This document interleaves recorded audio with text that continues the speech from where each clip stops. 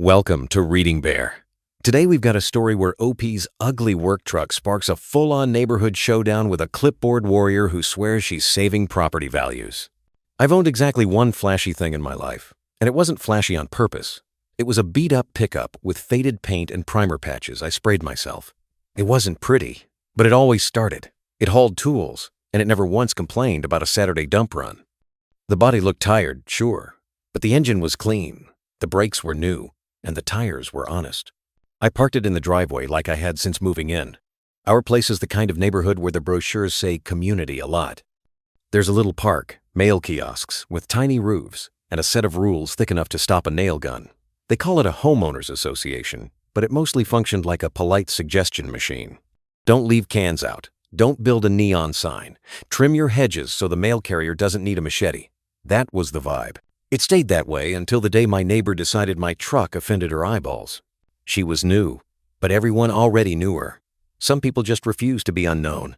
She was the type who walks around with a printed clipboard and a rehearsed smile that never reaches her eyes. She introduced herself to everyone by describing her previous neighborhood, which apparently had angels for board members and streets paved with fresh concrete and gold. The board here, she said, needed leadership. I learned all this in bits, because she didn't start with me. She tested her wings on stray trash lids and a guy who left his garden hose coiled in view. All warming up exercises for the day, I pulled into my driveway and heard a voice from the sidewalk call out, "That truck is too ugly for this neighborhood." It wasn't a question. Not even a request. Just a fact in her mind. I looked over. She had a phone up like she was filming, but it was really just the pose. She didn't need a real recording when the whole world was her audience. I told her something diplomatic about how it runs better than it looks, and I use it for work. That got me points with the old-timers around here, but not with her. She took a photo anyway and wrote something on her clipboard like she was ticketing a parked plane. I forgot about it by dinner because people say stuff in driveways all the time and then they go inside and watch TV. But the next day I got a letter from the association with a photo of my truck on it. When I say a letter, I mean a packet. The cover page had a warning highlighted in yellow. Inside was a list of citations: unsightly condition, deferred maintenance visible from common areas, inconsistent with community standards. The words were polished smooth from being used too often. At the bottom was a deadline and a threat: fix it or face progressive fines and potential tow action under the board's aesthetic compliance authority. I read it twice and then a third time because I have a habit of making sure something actually says what I think it says. It did. Apparently, we had a clause about unsightly vehicles, which is the kind of phrase that turns neighbors into judges. It was there all right, buried between fence heights and what color mulch counts as natural. I walked outside and looked at my truck like it was a dog that had just been called ugly. It did not care. It had a bed full of Tukes 4s and a toolbox bungee corded in place. It was ready to do whatever I asked without giving me a speech first. I don't enjoy fights, but I like rules. Rules, when they're specific, make the world work. When they're vague, they give someone like her all the wiggle room she wants. So that night I read the covenant documents with a highlighter. I learned more about screening shrubs than anyone needs to know. I also learned that unsightly wasn't defined. That's a legal mess waiting to happen, but we weren't a courtroom. We were a bunch of houses with a newsletter. Buried in there, though, were other things. Paragraphs people forget exist because they only read the parts that help them berate someone else. There was a carve-out for work-in-progress restoration vehicles if covered. There were specific rules on overnight street parking. There were visitor stall limits. There were sidewalk and fire lane prohibitions that had actual teeth because they matched city code. There was a line about immediate tow authorization for vehicles obstructing a sidewalk or parked in fire lanes with posted signage and a contract with a towing company.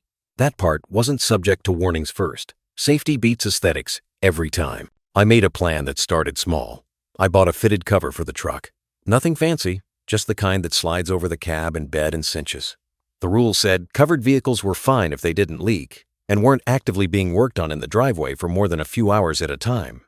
The truck didn't leak, and I wasn't that guy who tears a carb apart on his front lawn. A cover would make the unsightly argument a little sillier. I took before and after photos, like a makeover show. Then I emailed the board a polite note with the page reference for the covered vehicle exception. I copied the property manager because they're the people who actually have to pick up the phone when someone like her calls 6 times before lunch. 2 days later, the property manager replied, Thank you for your prompt response. A covered vehicle is compliant under 3.7b, as long as it does not leak fluids or present safety issues. Please ensure the cover is secured. That didn't end it. She wasn't the kind that accepts a narrow win. She wanted a wide one with a parade. The following weekend, there was a special meeting announced in the clubhouse to address emerging community standards concerns. If you think that phrasing has her fingerprints on it, you would be correct. I went, because if someone is writing rules about you, the least you can do is show up. The clubhouse smelled like fresh coffee and anxiety. People sat in folding chairs in clusters. Some looked bored. Some looked angry. She was at the front with the president, who had the shell-shocked look of a person who thought this job was about pool keys and ended up in a civic war. She put up a slideshow. I was slide 3. She blurred out addresses, which was cute because everyone knew whose truck that was anyway. She talked about property values like she was an economist and optics like we were a brand. She threw around phrases like curb appeal and cohesive presentation. Then she pitched a policy. Immediate citation for vehicles with primer, dents, non-matching panels, visible rust, or bodywork in progress. She wanted a 48-hour window to correct before a tow request could be submitted by any member in good standing. That last part caught my ear. Any member in good standing submitting tow requests was a bad idea. Not because of my truck I knew I'd found my loophole, but because you don't deputize a neighbor to enforce a feeling. People make feelings into facts if you hand them a clipboard. A few folks agreed with me and said so. One guy cracked that if primer was a towable offense, half the garages in America were in danger. The president tried to find a middle path. The property manager recommended they keep the tow authority tied to safety violations and use warnings for aesthetic stuff. But she had printed graphs, and graphs make a proposal look like a plan. She had a script about action bias, which is when people do something, even if something isn't the right thing, because doing nothing feels worse. The board voted 3-2 for a pilot period of stricter enforcement on visible vehicle condition. Then she got the title Community Standards Liaison, which I think she invented on the car ride over. The very next morning, an email went out from the manager, drafted in collaboration with her. It summarized the new enforcement efforts. It reminded everyone the tow company was authorized to remove vehicles in fire lanes or blocking sidewalks without prior notice pursuant to posted signage and city code, and that repeated visitor space abuses or overnight street parking could result in towing after warning. She forwarded that email to the entire neighborhood with her own preface. Let's keep our neighborhood beautiful. I kept my cover on and waited for the next move. It arrived in the form of a neon orange tag on my truck. When I peeled it off, it said, Notice of Violation, Unsightly Vehicle. Someone had written primer and dents in 3 different places. There were 3 tiny photos attached with a paperclip, like a collage of the same angle. The last line said, I had 48 hours. I replied to the email address on the tag with a copy of the manager's note and photos of my covered truck. I quoted the section that allowed covered vehicles, then asked plain as day if a covered truck still counted as unsightly. Did the committee have an objective standard for what a sightly cover is? I included a link to the product page for the cover I bought. It's petty to include the product link, but pettiness has tiers, and mine is mostly educational. Silence for a day. Then the manager emailed to say the tag shouldn't have been issued and was rescinded because a covered vehicle isn't a violation. She copied the board.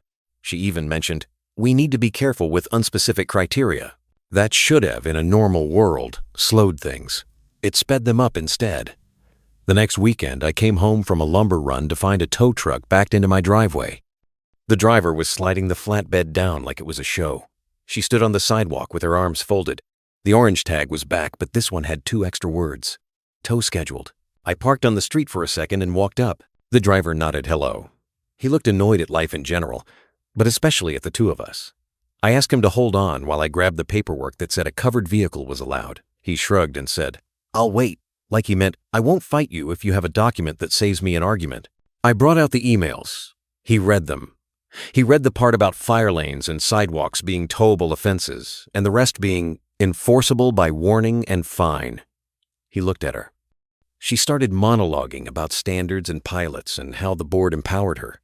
The driver held up a hand like he was a traffic cop.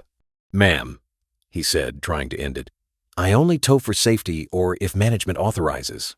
Do they authorize this? He tapped the email from the manager. It clearly did not. He folded up his ramp, climbed back into his truck, and left. He didn't wave. Her face did the thing where the smile stayed, but the eyes turned into knives.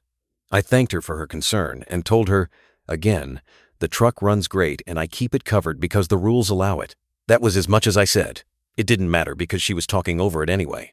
If that had been the end, it might have turned into a long, cold war. But petty tyrants don't know when to retreat. They press until they overplay their hand. She overplayed hers 2 days later by parking her BMW across the sidewalk at the end of my driveway to wait for a meeting with the president, in her words. The meeting was, I guess, with me, because she walked up my path to knock on my door and tell me she was elevating this. I was halfway to the door when I saw the car, front wheel over the sidewalk, back end kissing the red curb. The part of the curb with the no parking fire lane stenciled clear as day. I stepped outside and told her she couldn't park there. She informed me that she was here on board business. I told her that makes the red paint magically, not red. She said she'd be just a minute. Then she started another speech about what my truck does to property values. I didn't need to argue. I had an email saved, the one she championed, reminding everyone that the tow company could remove vehicles in fire lanes or obstructing sidewalks without warning. I pulled out my phone, took 4 photos, front wheel over the sidewalk, rear tire at the red curb, the no parking fire lane stencil, and a wide shot showing it was all one scene. Then I called the tow company number posted on the sign by the mail kiosks.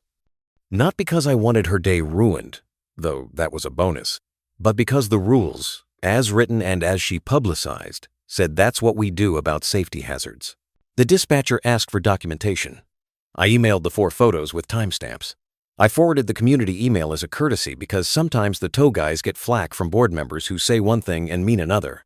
The truck arrived in 10 minutes because, according to the driver, they are always close to communities like ours. He recognized the street. I pointed at the BMW and asked if he needed anything else. He didn't. The fire lane tow away sign did the talking. He backed in, hooked up, and had 2 wheels on the bed before she realized whose car he was after. The yelling started.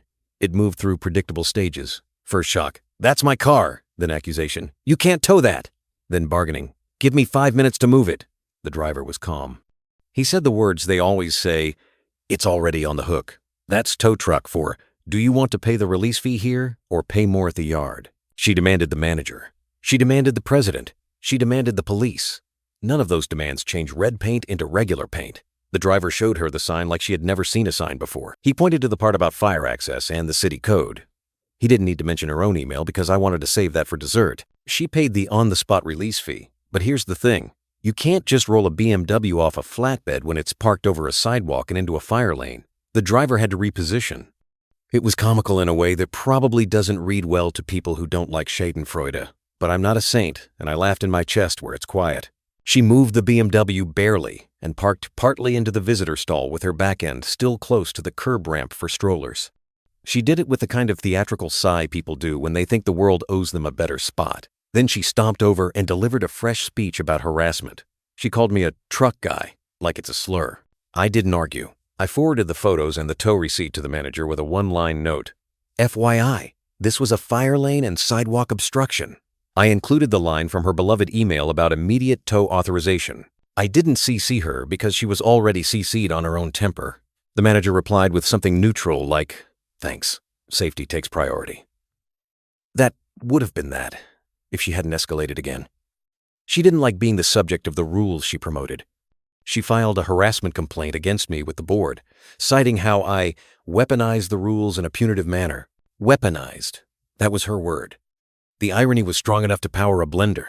The board scheduled a hearing. It was in the same clubhouse. The chairs were in the same places. This time, more people came because tow trucks are loud and neighbors talk. She had a stack of printed emails and a binder with tabs. I had my photos in the 2 emails. The one that said my covered truck was fine, and the reminder about fire lanes and sidewalks that she wanted in everyone's inbox.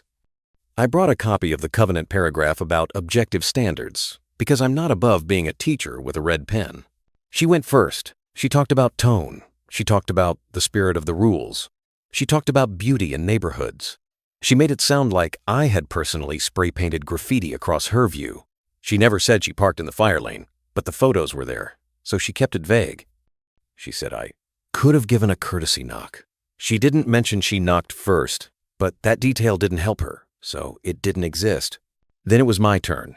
I didn't give a speech. I held up the email about covered vehicles. I read the sentence about immediate tow for fire lanes and sidewalk obstructions. I pointed out that when rules are vague, people get hurt. And when rules are clear, the world functions. I said I didn't want her to get towed, but I wanted the fire lane open, and I wanted to be able to walk on the sidewalk without stepping into the street. That last part got more nods than anything else. The property manager, bless them, backed me up. They said they'd told her before that the aesthetic policy was a pilot, and that enforcement should be by warning and fine, not tow, unless it was a safety issue. They said she called them 3 times about my truck, and they told her the same thing each time. They said the tow company asked for documentation, got it, and acted properly. In other words, the system worked, even if it annoyed her. The board had to make it official. They voted to close the harassment complaint without action. The word without tasted good for once. Then, something better happened. One of the quieter board members said maybe the unsightly clause was too vague to enforce fairly, and we should replace it with objective criteria, like leaking fluids, broken glass, vehicles on blocks, or parts scattered in view. That sparked an actual good discussion. The manager said most communities they work with do it that way now. She was losing oxygen, and she knew it. She tried to salvage something by proposing a new vehicle decal program to control who parks where. She framed it like safety, but it was about control. People were not into it. They were tired. They asked me if I'd be willing to work with a committee on rewriting the vehicle section. I said yes, because if you complain about a rule, you should help fix it. The committee wasn't her. The president said the liaison role would rotate. That's diplomatic for, you've had your turn.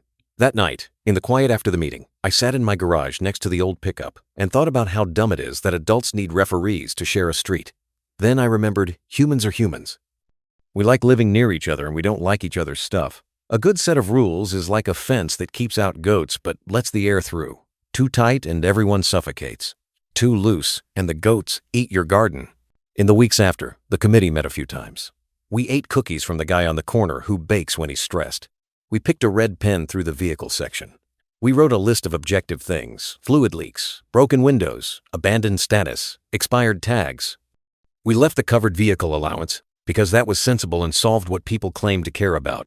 We made the first step a warning, not a fight. We tightened the language on visitor spaces so people couldn't squat there for days. We left the sidewalk and fire lane part alone because that one doesn't need a committee. The city wrote it for us. The draft went out for comment. She wrote a long response about lowering standards. But now she looked like the outlier. Most folks said it was fair. The board voted it in.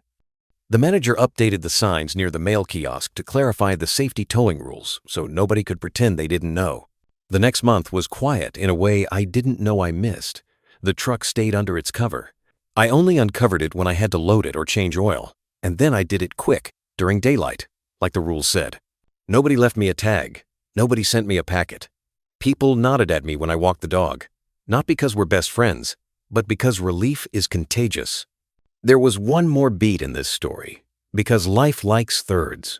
She kept parking like rules were a suggestion written for other people. Sometimes it was the visitor spot for a day and a night. Sometimes it was too close to the curb ramp again because she hates walking an extra 10 steps. I didn't call a tow every time. I'm not a cop, and I don't want to be one. But the morning I watched a dad with a stroller tip off the sidewalk into the street to get around her bumper, I took a photo and sent a polite note to the manager. That afternoon, she got a warning letter. 3 days later, when she did it again, she got a fine. On the 4th time, she got towed. Not by me, by a neighbor who'd kept quiet through all of it. The tow truck was fast. The scene was quieter. Maybe she'd learned you can scream all you want. But machinery doesn't argue. After that, her car appeared in her garage for the first time anyone could remember. The day I saw it back there, I realized she'd probably spent a weekend clearing out old boxes of things that once mattered, and then didn't. The garage door came down. The street was open. I walked home, and my foot didn't have to touch the asphalt to get around her bumper. Months later, my truck got its first real paint job in years. Not because anyone forced me, but because I finally had time and a buddy who owed me a favor in the form of a discount at his shop. It came out one color again, just a plain, honest color. It still wasn't fancy. It still had a small dent in the back corner. I didn't fix because it's a truck and it's supposed to look like it has experience. I kept the cover anyway because the sun is hard on paint and because covered vehicles are compliant and I like staying that way. The neighbor? She still lives there. We don't talk. Not because I hate her, but because we are not compatible neighbors. Sometimes, I catch her watching my driveway, like she wants to say something. I don't give her a stage. I wave like a person would wave at a person who exists and then get on with loading lumber. Once in a while, a new resident shows up and asks who to talk to about that vehicle policy. People point them to me, which is funny because I'm not in charge of anything. I tell them to read the rules, follow the parts that keep us safe, give warnings before fights, and remember that not everything you don't like is an emergency. I say that, and then I tell them about the time the tow truck took a BMW out of a fire lane and how the driver didn't raise his voice once. They smile, and then they look a little relieved too. If there's a moral here, it's not that I won because someone else lost, even though that's what the title sounds like. It's that rules should protect people, not just vibes. If you write a rule that lets one person tow another person's car because they don't enjoy looking at it, you're asking for drama. If you write a rule that says, don't block the sidewalk because people use it, you get a neighborhood that functions. When you make things objective, the petty people have fewer places to hide. She learned that in the most literal way. By watching her own car on a metal tray while a stranger tightened a strap, she paid a fee. She got a letter. She stopped parking in places where kids ride scooters. I kept my truck in my driveway, under the cover she hated, until the day it wasn't ugly anymore, even to people who judge by paint. The day I picked it up from the shop, I parked it in the same spot, pulled the cover off like revealing a cake, and stood there for a second. It looked like itself, just newer. My wife walked out and said it looked good. I asked if she meant good, like it belongs here. She said, it always did. Back when this kicked off, someone in the meeting muttered that they didn't buy into a place with an HOA to deal with junkyard trucks. That phrase stuck in my head, not because it hurt, but because it's lazy. We live next to each other. Our lives show up in our driveways, work vans, project cars, minivans with goldfish fossils embedded in the seat. You can write rules to erase that or rules to live with it. We chose the second. It's messier, but it's human. Sometimes on Saturday mornings, I wheel the truck down to the community trash enclosure because that's when I clean out scrap. I see the tow truck driver in there on his break, sipping coffee because his company has a contract and he's always nearby. He nods at me. I nod back. He asks if anyone's blocking the hydrants today. I tell him it's quiet. He laughs and says, good, I like quiet. I do too. I'm not going to pretend I didn't enjoy the day the BMW went skyward for a minute. There's a part of me that will always replay her face at the exact moment the strap tightened. But the best part wasn't that scene. The best part was the months after it, when the sidewalk was clear, my inbox was empty, and the only emails from the manager were about the summer barbecue. The best part was a boring Saturday where the only thing I had to think about was whether to buy 2x6s or 2x8s. One last thing. A couple weeks after the policy change, the board posted a note thanking the committee and asking for volunteers for other updates, landscaping, pool hours, that kind of thing. She didn't sign up. I don't know if she learned a lesson about power or just found a new hobby that comes with a different clipboard. Maybe that's all this ever was, someone who likes to point and declare the world wrong. I can't fix that. I can keep a cover on my truck and my bumper out of the red zone and my wheels off the sidewalk. And when anyone asks me what happened, I give them the short version. Someone screamed my truck was too ugly for the neighborhood. I read the rules. I followed them. She didn't. Her BMW took a ride, not because I wanted revenge, but because the rule she pushed says safety beats feelings. That's malicious compliance in a nutshell. Do exactly what they wanted, exactly how they wanted, and watch them discover they didn't want it after all. If you're reading this because your own neighbor has a badge they printed themselves and a taste for drama, here's my advice. Learn the rules better than they do. Follow them more carefully than they ever planned to. Document what matters, ignore what doesn't, and don't fight in the street if you can avoid it. If a tow truck shows up someday, make sure it's for a reason you'd defend, even if the person on the hook was you. And if you've got a truck that looks like it's been through a few winters, give it a pat on the fender when you walk by. It probably deserves it. Anyway, thank you for watching. See you again tomorrow.